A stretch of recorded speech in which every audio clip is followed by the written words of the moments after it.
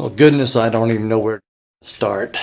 Today we're going to shoot a Remington 700 chambered in 308 dual trigger Wyatt bottom metal Bell & Carlson stock SS10 power scope. Nice little shooter, 26-inch heavy barrel.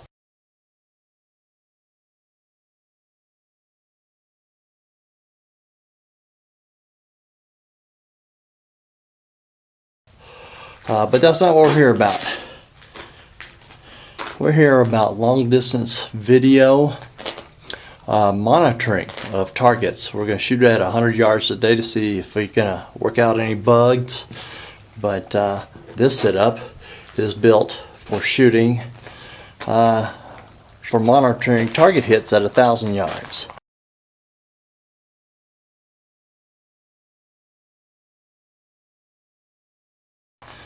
Yeah, it's kind of ugly right now, and it's not put together exactly the way it is supposed to be. This is going to get traded out for a, oh my goodness, a flat panel directional antenna. And this Yagi antenna is going to go out to the transmitter. But what we're looking at right now, anyway, is a 5.7 amp hour 12-volt battery tied into an on-off switch I had at home. Of course, here's a Yagi directional antenna and hooked up to a 2.4 gigahertz 1 watt receiver, Wi-Fi wireless receiver. And of course there's a fuse in the line there too. Over here we're tied in at just a 5 or 6 year vintage mini DV camcorder. Key factor is here that it has better glass than the CMOS cameras that they send over from China, and it can zoom in 36 power optical zoom. Well, actually this is 48x, but most importantly is it has composite video output, which runs down to again a 2.4 gigahertz transmitter, 1 watt transmitter.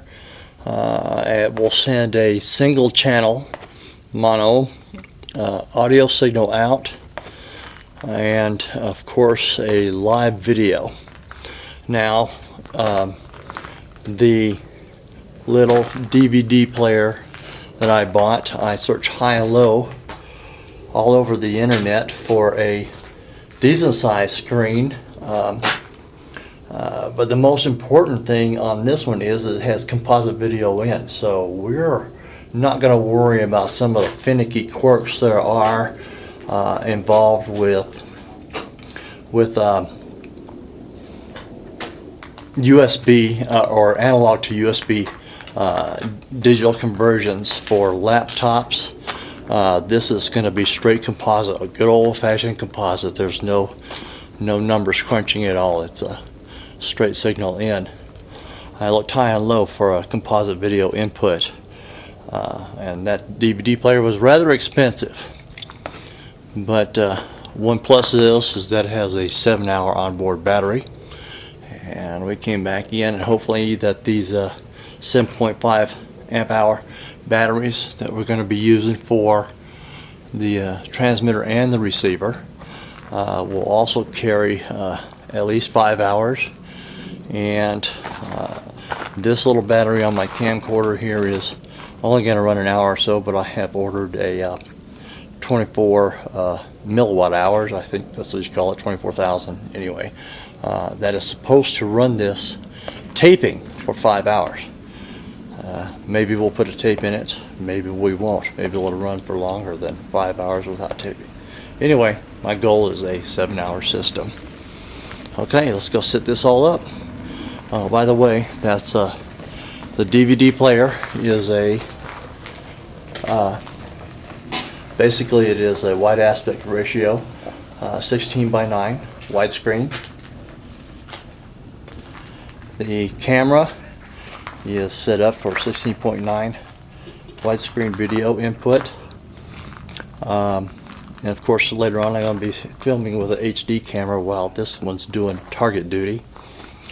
And it's a 16.9 aspect ratio.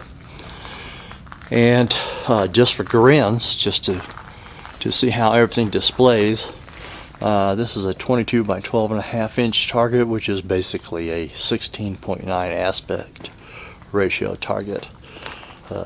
I'm shooting just federal off-the-shelf Walmart stuff today.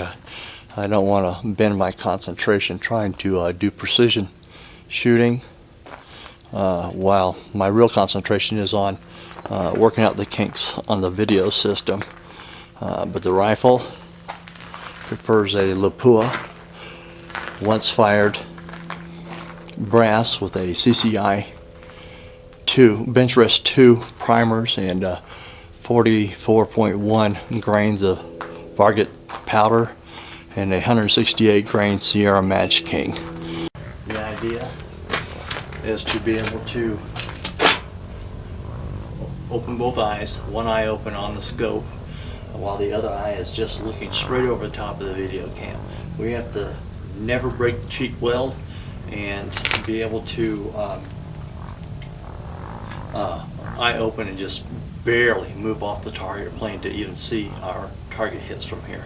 So we're almost seeing target, the video, and the scope sight all in the same time.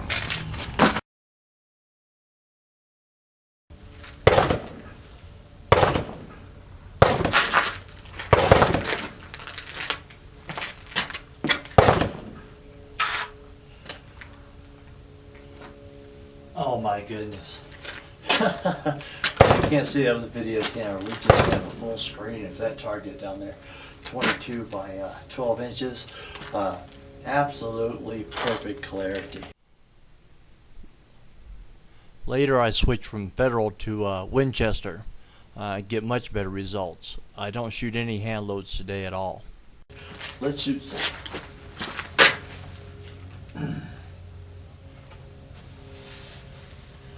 Here we go.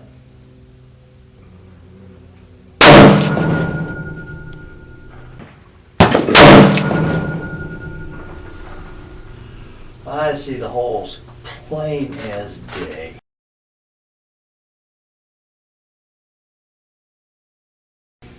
Plain as day, 140 yards. Not really sure how far away my camera is from the target over there.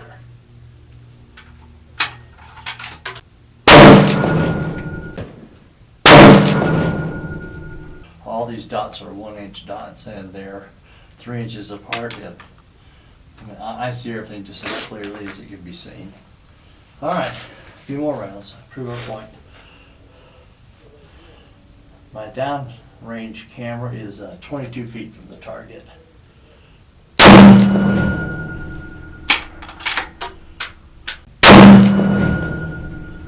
It's also showing the red dot that I'm actually recording downstream. I'm getting all the data from the camera downstream is being sent back here too.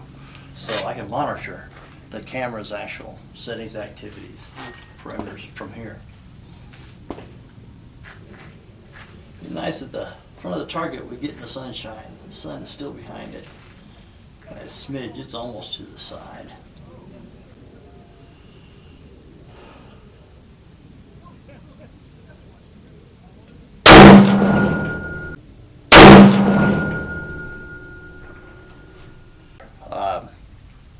If I'm shooting bullets through bullets, can't tell it with the scope.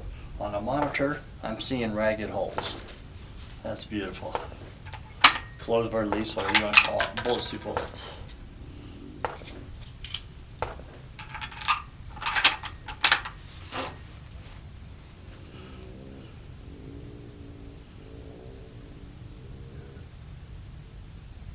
So I'm getting a little mirage down range. My goodness. Yes, we have woken up now. Why reload? These suckers are doing a mighty fine job.